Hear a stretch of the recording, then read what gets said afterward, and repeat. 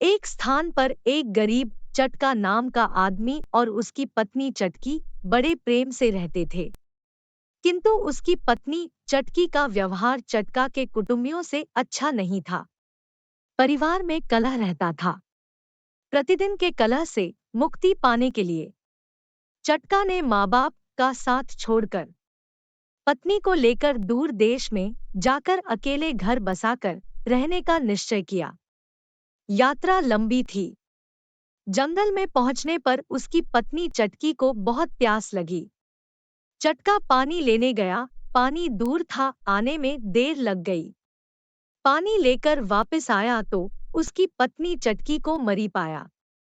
चटका बहुत व्याकुल होकर भगवान से प्रार्थना करने लगा।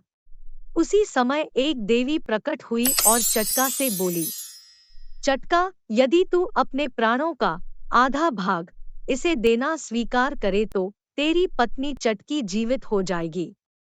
चटका ने यह स्वीकार कर लिया और उसकी पत्नी चटकी फिर जीवित हो गई।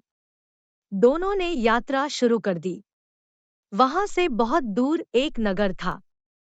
नगर में पहुंचकर चटका ने कहा, प्रिय, तुम यहीं ठहरो, मैं अभी भोजन लेकर आता हूँ। चटका के जाने के बाद उसकी पत्नी चटकी अकेली रह गई। उसी समय नगर के नजदीक से एक सुंदर जवान उसकी ओर चला आ रहा था। चटकी उससे हंसकर बोली, वह भी हंसकर बोला। दोनों एक दूसरे को चाहने लगे। दोनों ने जीवन भर एक साथ रहने का प्रण कर लिया। चटका जब भोजन लेकर नगर से लौटा तो चटकी ने कहा, यह व्यक्ति भी भूखा है, इसे भी भोजन दे दो। भोजन करने के बाद जब वहां से आगे प्रस्थान करने लगे तो चटकी ने चटका से अनुरोध किया, इस व्यक्ति को भी साथ ले लो, रास्ता अच्छा कट जाएगा।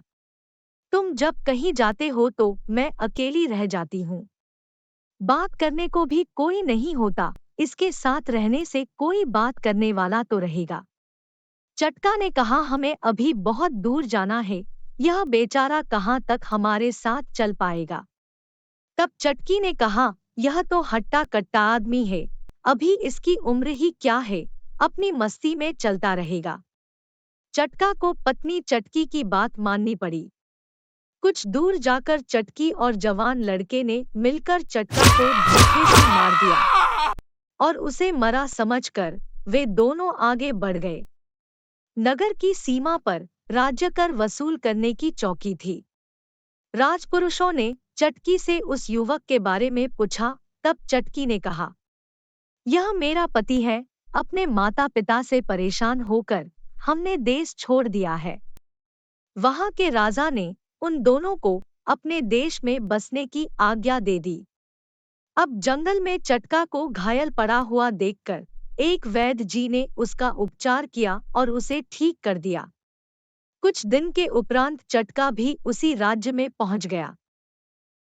चटकी ने जब उसे वहां देखा तो वह राजा के पास गई और राजा से कहा कि यह मेरे पति का पुराना दुश्मन है, इसे यहाँ से निकाल दिया जाए या मरवा दिया जाए।